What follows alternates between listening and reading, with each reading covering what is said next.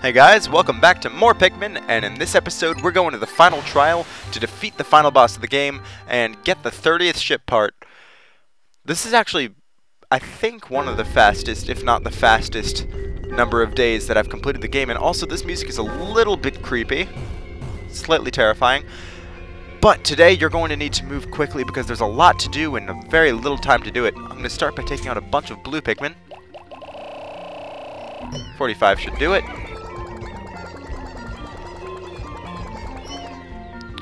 Take them and move them across the river to this log bridge. We're going to need to build this log bridge in order to get to the final boss. Blue Pikmin are going to play a big role in getting to the final boss, but practically zero role in actually defeating it. So kind of an interesting facet of this game in that you don't actually need blue Pikmin in the final boss. Nor do you need any specific color, but you know, there's a strategy to it, of course, which I'll get to when we get there. Next, I will take out some yellow Pikmin, because yellow Pikmin are going to be necessary to take down that pesky bomb roll. Bomb roll? Bomb roll. Let's take out 15. Right, okay. So, we have 15 yellow Pikmin, and what we're going to do is, let's take 6 of them. Throw them to the other side. The other 9 can wait here. Next, we are going to take them and throw them onto this portion right here. And then just take the geyser up.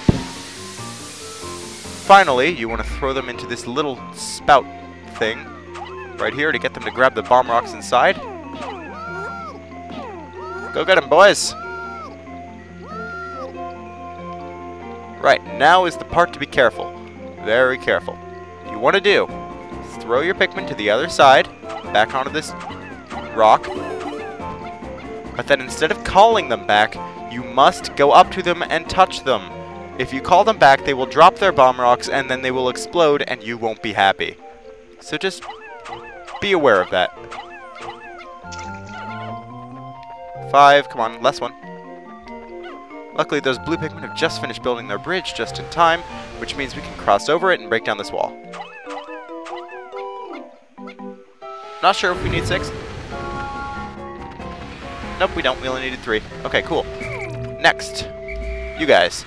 We are going to cross over here and continue building the bridge, although in the opposite direction this time. Let's do that. Good, good. And finally, we're going to need 20 red Pikmin, I believe? Either 10 or 20. I'll take 20 just in case. 20. Excellent. Okay. We are going to bring them over to the left portion, where there's a lot of fire. Don't try to do this with anything other than red Pikmin, because that's just stupid otherwise. Don't be stupid. Use red Pikmin. So, then we are going to call our red Pikmin back, bring them over here, where as you can see there's a cardboard box blocking our path that can only be pushed from the side. And they're drowning. No, don't drown. Well, one guy's gonna have to die. That's unfortunate. Maybe I should have waited for the blue Pikmin to finish building the bridge, huh? Sorry, dude. Well, okay. So once these guys finish building the bridge, I'm going to take them, put them back in the onion, and they can rest for the rest of the day. And instead I'm going to go get some red Pikmin, just because they are a little better at fighting. Of course, they have that 1.5 multiplier on their attack, as I've mentioned at the beginning of this series. But, okay, blue Pikmin. Go by. Bye. And now red Pikmin, come out. This is your time to shine. I know we haven't used you guys in a while because the distant spring isn't exactly red Pikmin friendly, but now that it is time to do the thing, we are going to get some use out of you guys. And I can take out some more, which I will do. Gladly. Great, okay. So we have 66 red Pikmin, plus the Pikmin already over there, and plus these yellows. We're just going to take them across these bridges, call the ones with the bomb rocks, because I didn't actually throw them, I just used X to disband them, which means they're not going to drop their bomb rocks once we call them back. I recommend manipulating the C-stick a bit just to get them staying on the straight and narrow in terms of crossing this bridge. And then you want to put them on this wall, and look at that thing. It's kind of gross looking. Call you back. Right. Now, next step, take my yellow Pikmin and go around to get some more bomb rocks. Bomb rocks are going to play a huge role in this boss because they are extremely effective on him. Actually, there are no more bomb rocks over there. I already got all 6. Well, not to fear, there is another source of bomb rocks in this area, and that can be found in kind of an interesting place, actually. If you go in the boss arena, but don't actually touch the boss, just stay near the edges. We're just passing through, dude. Don't worry about us. We're fine. We're just gonna break down this wall back here. Okay, thanks. Now we're going to break this wall down. Great. I like how the Pikmin actually finished breaking it down before it actually fell. So, what you need to do, I'm gonna get some bomb rocks. With these guys, you can find bomb rocks in the back, or over on the side there, or a lot of places, actually. More bomb rocks. Okay, so we have 12. That's a fine amount. Let's just split them into bomb rocks and reds. We're going to take 1 yellow. Or 2. 2 works too. 2 works too. No? Okay. You just stay here. Pikmin or inventory management, that's okay. We got you. You stay back. Let's go! This is the Emperor Bulblax's final boss of Pikmin. He's gigantic. You want to place a yellow Pikmin on the ground at his feet. Sometimes the yellow Pikmin will automatically toss the bomb into his mouth. Sometimes it won't work. But in any case, then the bomb rock will explode inside his mouth, and he will be stunned, which is the perfect opportunity for you to throw all your red Pikmin onto his muzzle. Oh no, he seemed to eat one of my Pikmin. That is okay. So, you just want to repeat this tactic until he's gone. This is without a doubt, the best strategy for taking this guy down. You are going to have to sacrifice a yellow Pikmin every time you hurt him, but it's okay because you have plenty of yellow Pikmin at this point. Certainly enough to sacrifice 1 every time you get a good attack in on him. You also want to take your Pikmin back as soon as he starts doing that weird lick thing. May I also mention that the music when you face this guy is really good. I like the organ. It's very nice. But then the weirdly, creepily happy theme comes in afterwards, and it's just a weird contrast between the two musics. Whatever, I'm getting sidetracked. This is the final boss. Come on, eat him. Look how tasty that guy is. Delicious explosives. Alright, just keep pounding away on this guy. Oh dear. He stomps on your Pikmin too. Might be a good thing to mention. And once you get him down to about half health, he's going to get a new attack, which we'll see as soon as we do one more thing of damage on him.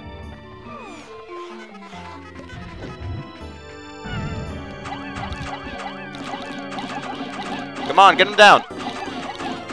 Keep doing damage. Alright, looks like we can't exactly do an 1/8 every time, but we can get close to it at least. And he's killed one of our reds. So sad. Now, yellow Pikmin are actually programmed to throw the rock into his mouth, but for some reason it just doesn't seem to work for me. Not sure why that is, if I'm just not good at activating it, or if there's something I'm missing in terms of this strategy, but it's programmed to the game, I just can't seem to get it to work. Okay, yeah, as soon as you get him down to half health, he's going to be able to jump really high into the sky and then come back down, crushing a lot of the Pikmin that you have, so make sure your Pikmin are safely out of his range when he does so. Also, during the battle, he will slowly regenerate health, which means you have to kill him pretty quickly. Come on, let's get him down. Let's get him down to only 1/4 of his life left. That's my goal for this attack session. Yeah, that's fine. That works. Oh god, get away, get away! That attack has always unsettled me.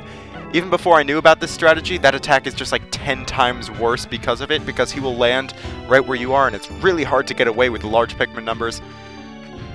Without using the bomb rock strategy, this guy is actually very difficult, let me just say that. Oh wait, no, he's using the thing! Ah, no.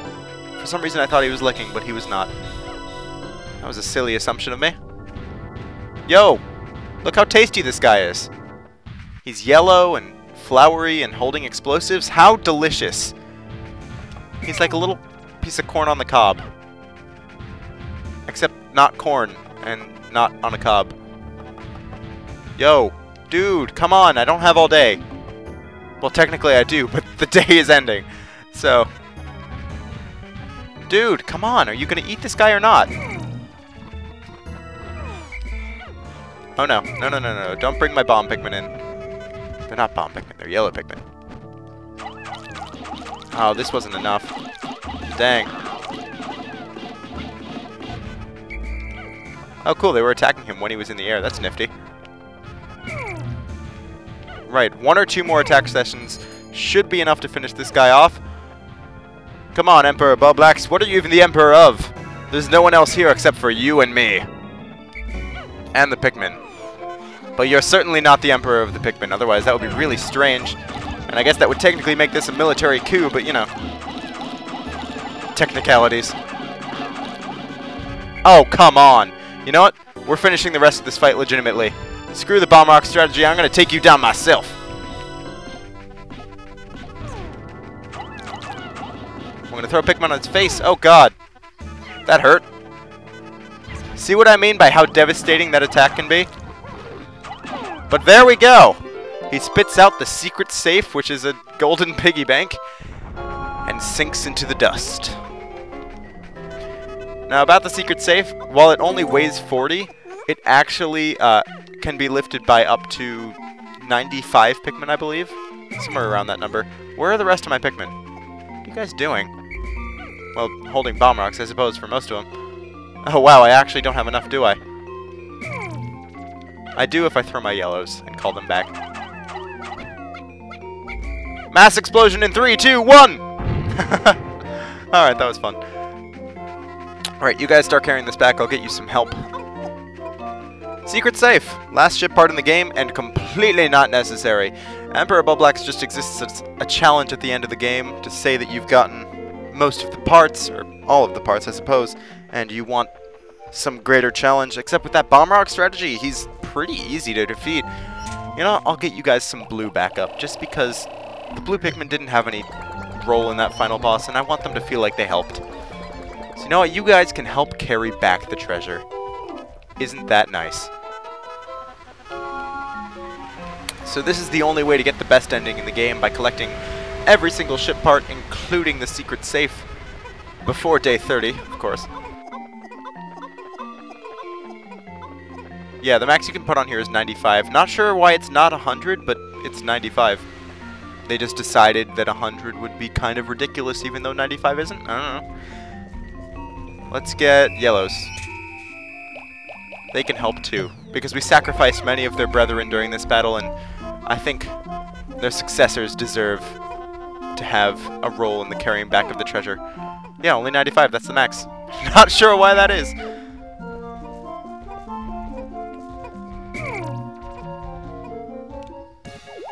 And there we have it, folks. The final ship part, and no cosmetic change on the plane. It's not a plane, it's a ship part. And now we can return home to Hokotate. Look how shiny our ship is. So shiny!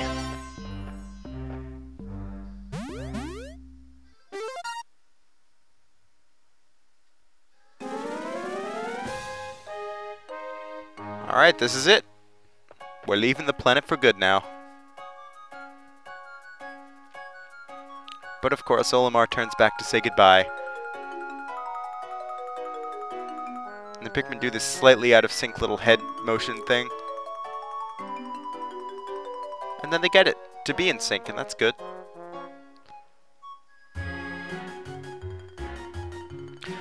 But one thing to note is that only in the good ending will you find that after Olimar leaves,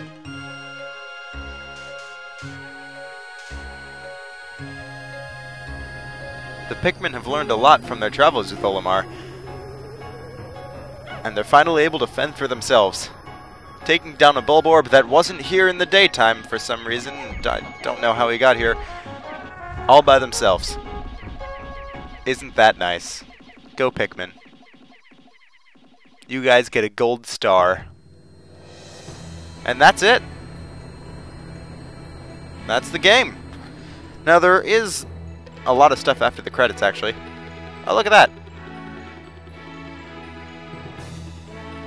Yeah, there's a lot of onions down there. In a lot of different colors, like orange and green and purple.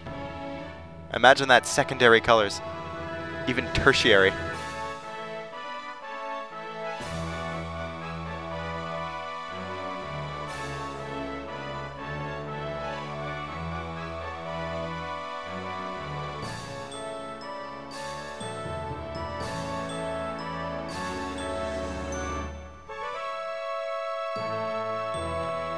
Yay! Clap, clap, clap, clap, clap.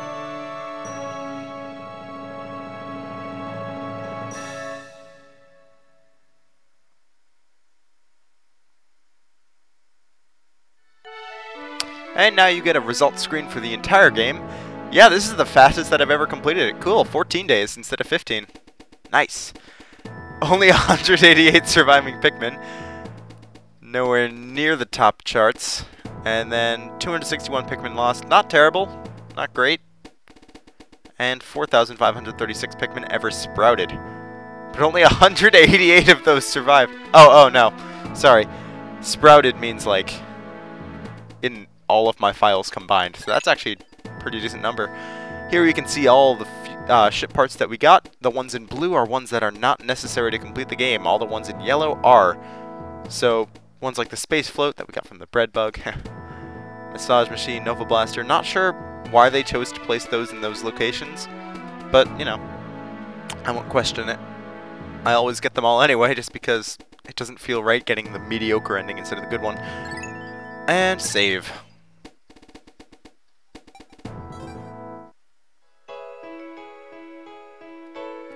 And then the credits shall roll. In front of the planet that housed the Pikmin. All in all, this is a fun series to make, actually. I love playing this game. Like, it's got a lot of replayability just because it's short and sweet. It obviously doesn't take a long time to complete. And there's a lot of different situations in which you can try to beat your old file's high scores. Like, for example, in the ways you set up doing things. Like, I tried different strategies for getting the ship parts, different routes to take. I believe the absolute minimum number of days to finish this is 8 days, I think? Somewhere around there. Let's see, you would need 1 day at the impact site, 1 day at the Forest of Hope, 1 day at the Forest Navel, 1 day back at the Forest of Hope, 1 day back at the impact site, 1 day at the Distant Spring. Okay, you'd probably need more than 1 day at the Distant Spring. And then 1 day at the final trial. So 8, I'm guessing at least 8. I don't know. I'm sure there are speedrunners out there who have done it. But yeah, there are, as I've mentioned before, 2 sequels to this game. Pikmin 2 and Pikmin 3. Yeah, creative names. But both of those I'd really like to show on my channel, but I'm probably not going to do those right after this one because I don't want my channel to be all Pikmin. Sadly, Fraps still isn't working, so I'm thinking about other games to do while I look for an alternative. I've got a couple things in mind, but nothing I'm willing to finalize just yet. It all depends on a few choice factors. But yeah, definitely recommend this game for the GameCube. Good stuff.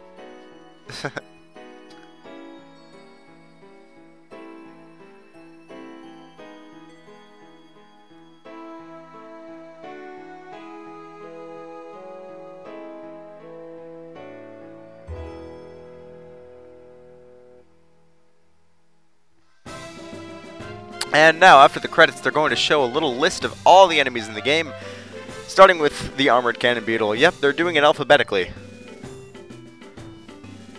Yes. Oh, that's nice.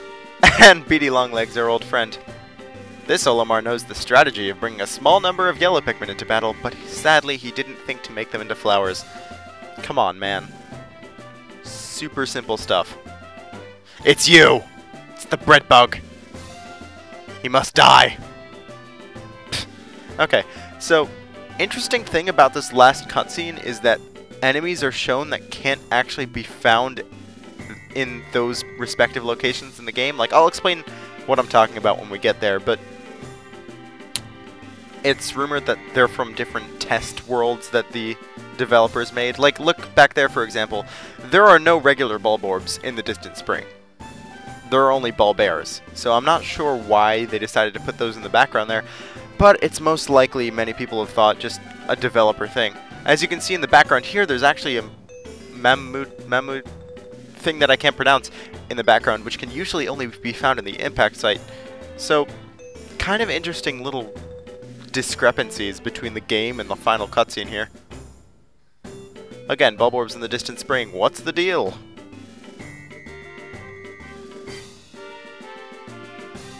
Yeah, dwarf Bulbos are different species than regular Bulborbs. Kind of weird. Oh look, it's our old friend. Hey buddy. Why would you choose that combination of Pikmin to go up against the final boss? Like just a handful of random colors? That's a little weird. Oh, it's this guy. Ah. You're the one that killed several of my blue Pikmin yesterday. Yeah, good job. Combustible phosphor. Swooping snitch bugs. I don't think those guys even appear in the Forest of Hope. I might be wrong. Oh yeah, and Gulix in the Forest Navel? What's the deal? That's just wrong.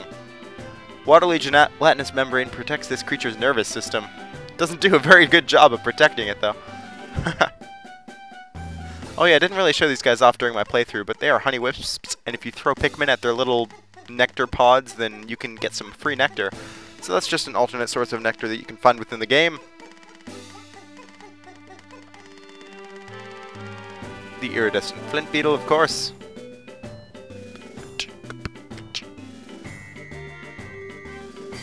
And then this guy who does not appear in the Distant Spring at all. Gosh. Seems fond of flowers, but only for their decorative properties. I like that description. These guys don't appear in the Distant Spring either. I don't know what it is with the developers in putting enemies in the Distant Spring that don't belong in the Distant Spring. It's just not right.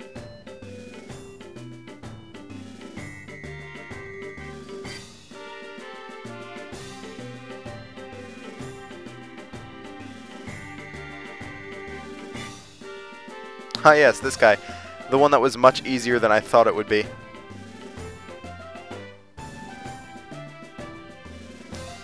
Delicacy? Maybe. I wouldn't know, I've never tried to eat it. Whoa! That was cool. That went flying.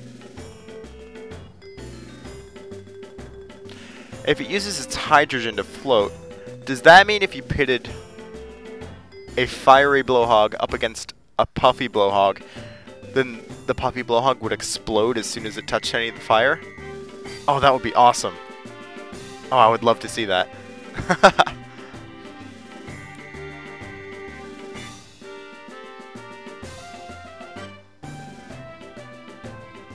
Oh, look. It's the terrible monster that everyone hates. Yeah, that's an interesting little line of dialogue, actually. The Smoky Prog is thought to be a malformed larval mammuta. I really need to decide on a pronunciation for that guy. But it's a little weird that they decided to make that decision, but I kind of like it because it gives a little background to the enemies, and that the Smoky Prog isn't actually like a species, but rather a terrible thing gone wrong. And that kind of relates to the part where you bust its egg open prematurely. So it makes sense. It also kind of implies that mammutas hatch from eggs. Just some food for thought that I found particularly interesting in this game. Look, it's wog poles. These guys evolve into wogs, and they aren't terrible. But yeah, wog poles don't actually hurt your Pikmin. they're kind of tame. Woollywags! Woollywags! Wow, that guy is terrible. Whoever's playing for Olimar right now just got all of his Pikmin killed. Or at least most of his Pikmin killed. Why would you run directly under it as soon as it's about to come down? Oh god. You hear the little Pikmin singing in the background? Oh. And that's all for the enemies. And we get the happy end. Yay! Yay, happy end. Yay, Pikmin. Yay, Captain Olimar. Yay, yellow Pikmin drawing me like one of its French girls. Or the other way around. What a wonderful pose. Alright. So, this has been Let's Play Pikmin. Thank you guys all for watching. Next series will come up in a couple days. I just need kind of a break between the two where I decide what to do next. But hopefully the break shouldn't be too long. Alright. See you guys in whatever series I decide to do next. Thanks for watching. Bye.